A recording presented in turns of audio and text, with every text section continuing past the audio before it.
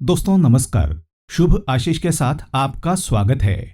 कहते हैं 3 दिन तक चलने वाले जितिया व्रत के प्रभाव से संतान को कष्ट नहीं झेलने पड़ते, मृत्यु भी उनसे 100 कोस दूर रहती है।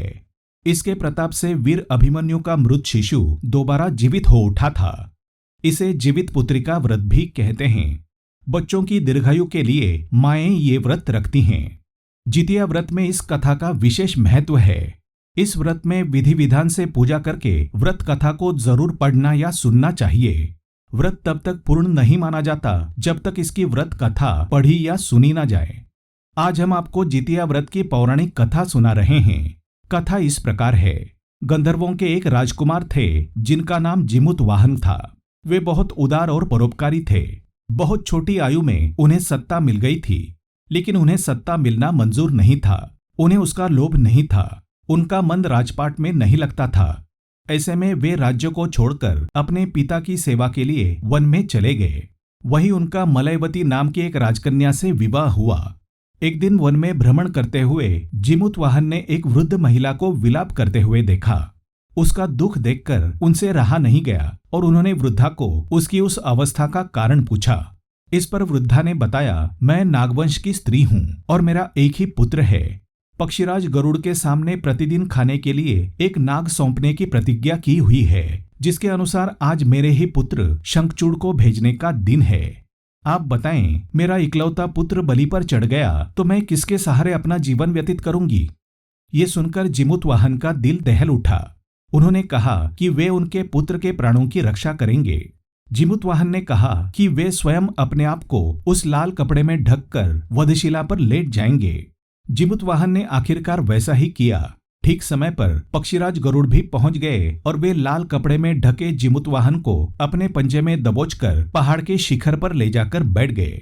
गरुड़ जी ये देखकर आश्चर्य में पड़ गए कि उन्होंने जिन्हें अपने चुंगुल में गिरफ्तार किया है उसके आंख में आंसू और मुंह से आह तक नहीं निकल रहा है। ऐसा पहली बार हुआ था। आखिरकार गरुड़ जी ने जिमुत वाहन से उनका परिचय पूछा। पूछने पर जिमुत वाहन ने उस वृद्धा स्त्री से हुई अपनी सारी बातों को बताया। पक्षीराज गरुड़ हैरान हो गए। उन्हें इस बात का विश्वास ही नहीं हो रहा था कि कोई किसी की मदद के लिए ऐसी कुर्बानी भी दे सकता है। गरुड़ जी इस बहादुरी को देख के काफी प्रसन्न हुए और जिमुत वाहन को जीवनदान दे दिया। साथ ही उन्होंने भविष्य में नागों की बलि न लेने की बात भी कही। इस प्रकार एक माँ के पुत्र की रक्षा हुई।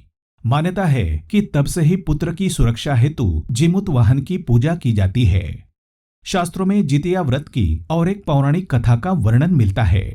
नर्मदा नदी के पास एक नगर था। उसका नाम था कंचनबटी। उस नगर के राजा का नाम मलयकेतु था।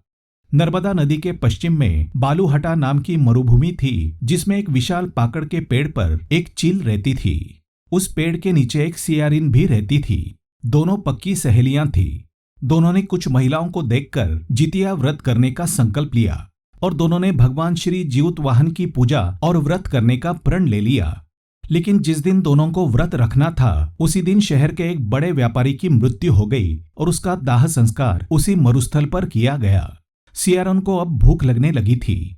मुर्दा देखकर वो खुद को रोक ना सकी और उसका व्रत टूट गया। पर चील ने संयम रखा, नियम और श्रद्धा से अगले दिन व्रत का पारण किया। फिर अगले जन्म में दोनों सहेलियों ने ब्राह्मण परिवार में पुत्री के रूप में जन्म लिया। उनके पिता का नाम भास्कर था। चील बड़ी बहन बनी। उसका नाम शीलवती रखा गया। शीलवती की शादी बुद्धिसेन के साथ हुई। सियारन छोटी बहन के रूप में जन्मी और उसका नाम कपूरावती रखा गया। उसकी शादी उस नगर के राजा मलयकेतु से हुई।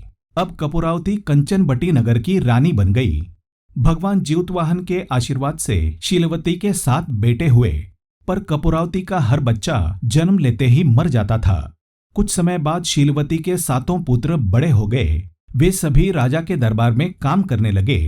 कपूरावती के मन में उन्हें देख ईर्ष्या की भावना आ गई। उसने राजा से कहकर सभी बेटों के सर काट दिए। उन्हें 7 नए बर्तन मंगवाकर उसमें रख दिया और लाल कपड़े से ढककर शीलवती के पास भिजवा दिया। ये देख भगवान जिमुत वाहन ने मिट्टी से 7 भाइयों के सर बनाए और सभी के सर को उनके धड़ से जोड़कर उन पर अमृत छिड़क दिया। इससे उनमें जान आ गई। 7 युवक जिंदा हो गए और घर लौट आए। जो कटे सर रानी ने भेजे थे वे फल बन गए। वहां रानी कपूरावती बुद्धिसेन के घर से सूचना पाने को व्याकुल थी। जब काफी देर सूचना नहीं आई तो कपूरावती स्वयं बड़ी बहन के घर गई। वहां सबको जिंदा देखकर वो सन्न रह गई। उसे जब होश आया तो बहन को उसने सारी बात बता दी। अब उसे अपनी गलती पर पछतावा हो रहा था। भगवान जीवतवाहन की कृपा से शीलवती को पूर्व जन्म की बातें याद आ गईं। वो कपूरावती को लेकर उसी पाकड़ के पेड़ के पास गई और उसे सारी बातें बताई। कपूरावती बेहोश हो गई और मर गई।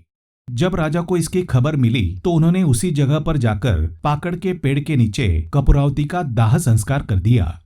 कथा यहाँ समाप्त होती है। ऐसे ही और वीडियो देखने के लिए हमारे चैनल को सब्सक्राइब करके बेल आइकन प्रेस करें। धन्यवाद। शुभम भवतु।